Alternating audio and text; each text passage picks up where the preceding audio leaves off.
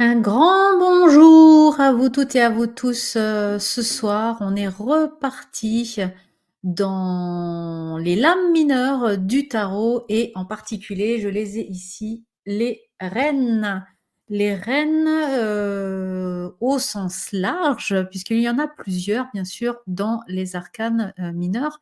Et nous allons explorer tout au long de cette soirée, de ce camp d'été, eh bien, leur signification, leur compréhension, notamment en lien avec les éléments, comme on l'a fait hier d'ailleurs, si vous avez suivi le live d'hier avec les valets. Avant de commencer, comme toujours, je vous rappelle, n'hésitez pas, abonnez-vous à la chaîne de la Tarot Academy. Je sais, je vous le dis tout le temps, mais c'est important pour nous parce que ça nous permet vraiment de progresser et de nous faire connaître un maximum aussi par rapport aux algorithmes de YouTube. Donc n'hésitez pas, si vous aimez ce qu'on fait, abonnez-vous à la chaîne de la Tarot Academy pour, eh bien, voilà, nous soutenir et aussi pour participer au concours, qui aura lieu, dès qu'on atteindra les 1 500 abonnés, bien sûr, puisqu'on fera un tirage au sort parmi les 1 500 personnes abonnées pour faire, essayer en tout cas de gagner un livre, le livre que j'ai écrit, mon premier livre sur le tarot ésotérique qui s'appelle bien sûr «Décoder», le voici, le voilà, «Décoder les mystères et les clés du tarot ésotérique». Et d'ailleurs, ne manquez pas le live de demain soir où je serai avec Olivier, parce qu'on vous en fera une première lecture pour découvrir un petit peu bien tous les mystères qui se cachent. Pas tous, hein, on va garder un petit peu de suspense, mais en tout cas, les grandes lignes de ce qui se passe à l'intérieur de ce livre-là. Donc ça, on vous donne rendez-vous avec Olivier demain soir à 18 h sur la chaîne de la Tarot Académie. En attendant, eh bien, je vous propose qu'on continue avec, les lames des personnages de cour, comme on les appelle, les honneurs aussi, voilà, qui sont présentes sur ces lames mineures du tarot et notamment les reines. Alors comme je l'ai déjà évoqué hier, donc je vais juste vous faire un petit rappel, mais si vraiment vous voulez rentrer dans, plus de compréhension, je vous invite à regarder le live, d'hier, l'émission d'hier, dans laquelle je vous explique déjà cette notion des énergies. Comme je le disais, hein, je pense que plus ou moins tout le monde connaît déjà ce lien qu'il y a entre les énergies des lames avec, l'eau, la terre, l'air, le feu et les enseignes, les coupes, les deniers, les épées et les bâtons. Donc on a déjà cette réciprocité qui se crée à travers, ce que représente la carte et l'élément en lui-même et en plus, par la suite, vous savez que l'élément eau nous parle des émotions, de nos relations, la terre, c'est tout ce qui est la matière, le concret, la réalisation, l'air, c'est plutôt tout ce qui est le mental, l'intellect, les pensées, tout ça. Et le feu, c'est l'énergie, c'est notre motivation, quelque part, ce feu intérieur qui nous anime et qui nous donne envie de travailler, de faire des choses, quoi. Voilà, grosso modo, si je résume, on en est là. Et comme je l'expliquais aussi dans le live d'hier, il y a une petite astuce qui consiste aussi à faire en sorte que les personnages de cour, justement, les valets, les reines, les rois, les cavaliers, eh bien, soient connectés eux aussi à différents éléments. Et on a vu hier que les valets, ils étaient liés à l'élément terre. Aujourd'hui, je vais vous parler des reines qui sont représentées à l'élément eau. Et pour ce faire, vous avez hop, je vous reprends ici toutes nos petites, reines différentes, des représentations, de différentes, dames avec, les éléments qui les composent, donc les bâtons, les coupes, les deniers et cetera. Quand on progresse quelque part un petit peu sur ce, chemin d'éveil spirituel, la recherche ouais,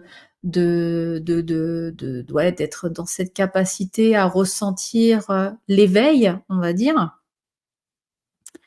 Eh bien, la reine, elle est vraiment dans un comportement qui va incarner, l'expérience. Je prends la reine de coupe, par exemple, c'est celle que j'ai juste là devant. La reine de coupe, elle va vraiment se trouver en lien avec une envie d'avoir une relation amoureuse puisque la coupe, c'est l'émotionnel, donc on est dans le sentiment, dans l'amour, dans la relation aux autres et cetera. Donc elle aura vraiment envie d'avoir, une relation, une affection particulière, qui est durable, comme ce qu'on va retrouver dans l'arcane 4, celle de l'empereur. Donc on a vraiment quelque chose de stable, de posé, qui voilà, qui dure dans le temps, enfin de bien stabilisé, en tout cas. Et il y a aussi une sorte de connexion, enfin ou de recherche, de se laisser un petit peu tenter par une sorte d'amour, parfait, l'homme ou la femme idéale, on est dans cette, vraiment dans l'amour, idéalisé. Alors je dirais pas l'amour inconditionnel parce que ça c'est encore plus spirituel, mais en tout cas, les reines en général et notamment la reine de coupe, elle est vraiment dans ce côté mi-empereur, mi-pape. Parce qu'elle veut à la fois quelque chose de concret, de durable, mais en même temps, elle cherche à idéaliser un peu les choses. Et on parle bien ici d'amour puisqu'on est avec la reine de coupe. Elle a aussi cette reine, de coupe en particulier, une chose très intéressante qu'elle tient dans les mains, que l'on voit ici, qui est censé être un sceptre. Je ne sais pas si on le voit bien, là, de l'autre côté. Voici son sceptre, mais qui va pouvoir être utilisé avec une lame que je vous rappellerai, vendredi, un cavalier en particulier, pour créer un animal de pouvoir, un animal mythologique. Donc là, je vous tease un peu le truc et si vous voulez savoir de quoi je parle, eh bien rendez-vous vendredi. La reine, en général aussi, elle nous rappelle beaucoup, l'impératrice. En tout cas, moi, elle me rappelle beaucoup l'impératrice, hein. On peut pas, on voit une personne féminine sur un trône, forcément dans les lames majeures, on va revenir à l'impératrice. Alors on pourrait revenir à la papesse, mais la papesse, elle a pas ce côté royal, en fait. Elle est plutôt dans une sorte de connaissance spirituelle. Là, on voit vraiment dans la reine, on voit de manière plus proche une impératrice. Mais c'est aussi une épouse en tant que reine, elle est la femme du roi, la partenaire du roi. Et en tant que telle, dans cette posture de partenaire du roi, elle va venir, comme l'impératrice, hein, nourrir l'ambition du roi, elle va venir enrichir la personnalité de son souverain. Donc la reine, elle a un petit peu ce même comportement que va avoir, l'impératrice finalement dans les lames, majeures. Quand on est justement une reine, accomplie, aguerrie comme le sont ces 4 jeunes dames, eh bien, elles se doivent quelque part d'amener une sorte d'admiration, de respect. D'ailleurs, quand vous écoutez, la méditation que je propose dans la formation, qui raconte l'histoire, du jeune pèlerin qui va d'arcane en arcane, voilà, c'est toute une histoire, que vous pouvez écouter en méditation, voyager à travers les lames du tarot, hein, le pèlerin qui est, à la fois le battleur quand il démarre et qui se transforme en mat une fois arrivé au bout du périple, eh bien ce personnage, voilà, à un moment donné, il tombe face à face à l'impératrice et il est subjugué, quoi. Il est sous le charme, il est en admiration devant la beauté de cette personne, de cette femme. Et là, avec les reines, c'est un petit peu la même chose. Ces reines-là, ce sont des reines qui ont du charisme. Ce sont des reines qui inspirent le respect envers le peuple la respecte, mais l'admire aussi. Ce sont des femmes de pouvoir. Ce sont pas des femmes, ce sont pas des reines consorts comme on pourrait le croire. Ce sont vraiment des reines de pouvoir qui ont, certaines possibilités d'agir, même si souvent on dit que, c'est toujours, l'homme qui est en avant avec le roi qui est mis en avant et la reine qui suit, mais qui lui insuffle des idées et des stratégies, voilà, en le susurrant à l'oreille, cachées derrière le roi. mais les reines, elles ont aussi, à un moment donné, un certain pouvoir qui vont faire qu'elles sont respectées et qu'elles sont, écoutées, qu'elles sont, voilà, qu'elles sont, comment dire? Considérées. Voilà, je cherchais le mot.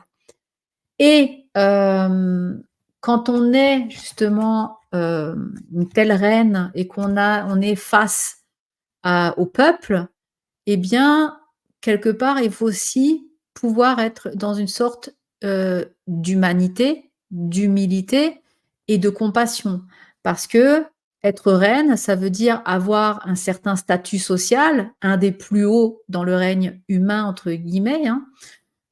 Quoique avec l'impératrice, on est encore plus haut, mais on n'est pas très loin, hein, on est vraiment haut dans la hiérarchie avec les reines. Et quand le peuple de la cour se présente, eh bien, la reine, elle doit être dans cette expression féminine de compassion, de bonté, d'écoute, d'empathie, d'humanité vraiment, quoi. C'est vraiment le mot, hein. Donc ça aussi, tout ce qui est lié, aux valeurs féminines, on va les retrouver naturellement dans les personnages des reines.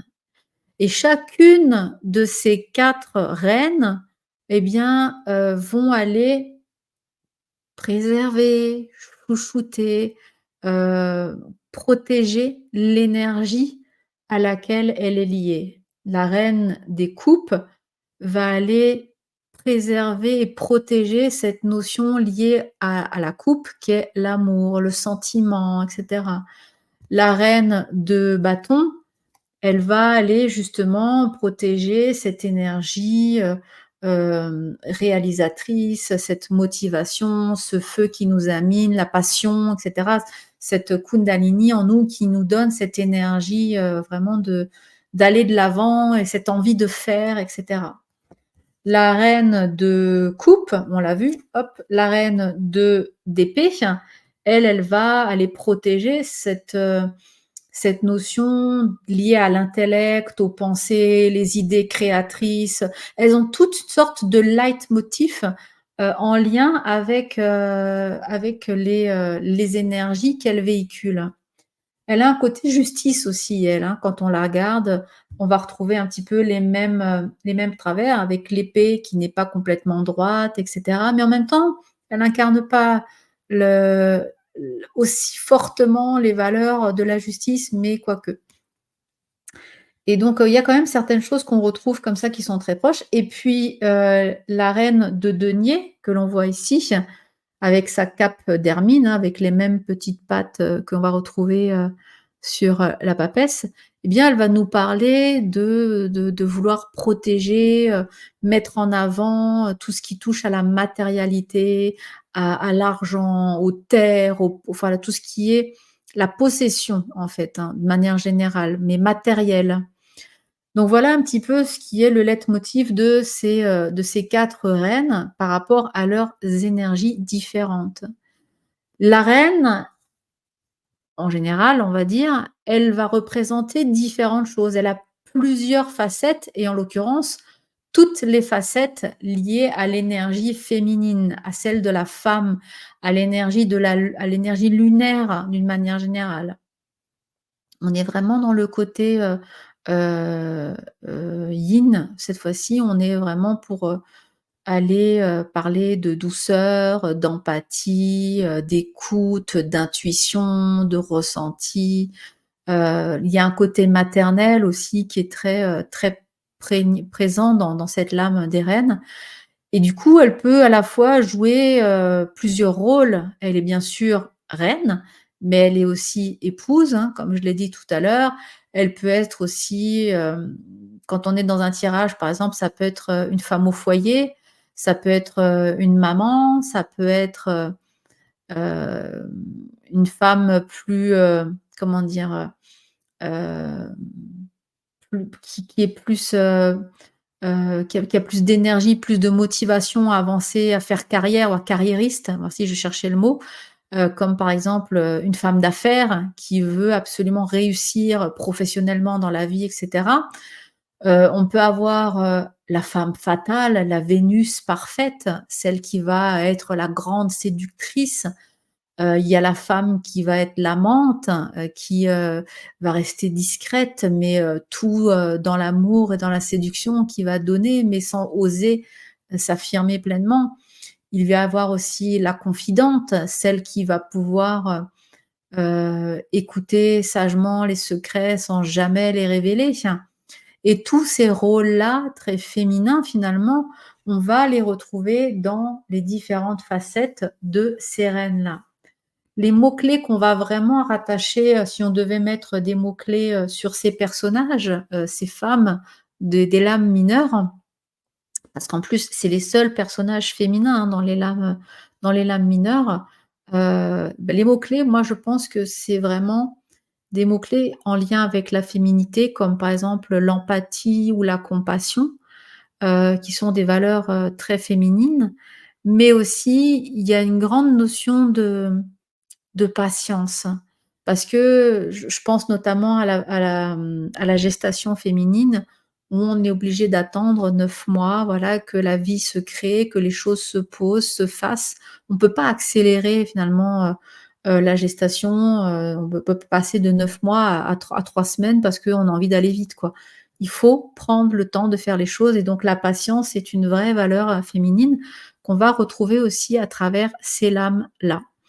Donc voilà un petit peu pour, ce qui était, cette notion de découverte des reines dans les lames mineures et j'espère encore une fois que vous avez découvert et appris certaines choses. Je voulais pas rentrer dans la représentation classique ou la signification de dire telle carte veut dire ça ou ça. Je voulais juste vous donner des petits tips, des petits trucs pour que vous puissiez vous-même intuitivement, en l'occurrence surtout à travers, les éléments, hein, puisque je pense que les éléments, c'est quelque chose qui est assez facile à comprendre, et bien aller, faire ce lien et puis, comprendre que en fonction de l'enseigne, qui est en rapport avec un élément et le personnage de la carte, en l'occurrence ici les reines qui est lié et qui représente l'élément eau, eh bien on va avoir, une description, une symbolique à comprendre de l'arcane qui peut être assez intuitive. Et ce que je tenais à dire aussi, c'est qu'il y a en même temps, des notions, graduelles dans cette façon de décortiquer les lames. Si par exemple, je prends, une reine de bâton, donc je vais être une reine associée à l'élément eau et le bâton à l'élément feu, on voit qu'on va avoir 2 énergies qui peuvent entrer en conflit. Mais une reine de coupe, coupe eau et reine eau, et ben, ici, je peux vous dire qu'au niveau amour, au niveau sentiment, au niveau relationnel, émotionnel, ça va être très fort, ça va dépoter, quoi. Donc vraiment, vous voyez, il y a aussi cette notion de variation des énergies en fonction que les éléments s'assemblent ou s'opposent et tout ça, c'est à prendre en compte déjà pour une première approche, pour pouvoir déjà bien comprendre, bien cerner et petit à petit, avec cette vision-là, eh bien, vous allez pouvoir, eh bien, finalement développer votre propre sensibilité aux lames mineures et notamment aux reines que l'on vient de voir aujourd'hui. Voilà, en tout cas, j'espère que cette découverte des reines, vous a plu aujourd'hui à travers les 4 personnages des lames mineures. N'oubliez pas, on se retrouve demain avec Olivier pour une nouvelle intervention et cette fois-ci, on vous parlera, de mon premier livre, comme je vous l'ai dit, hein, un petit teasing demain, donc sur la manière de décoder les mystères et les clés du tarot. On vous fera découvrir à l'école Villiers certaines représentations, certains graphismes, la manière, dont on a travaillé, de Olivier sur les différentes cartes, sur les illustrations, moi dans la manière de ce que j'ai voulu amener comme enseignement dans ce livre et cetera. Ça sera vraiment l'occasion pour nous poser toutes les questions, donc soyez bien au rendez-vous demain à 18h si vous voulez tout savoir sur mon premier livre qui sort donc, fin août aux éditions Exergue. Je vous embrasse très fort et je vous dis à demain pour une nouvelle émission. Bye bye, bye tout le monde.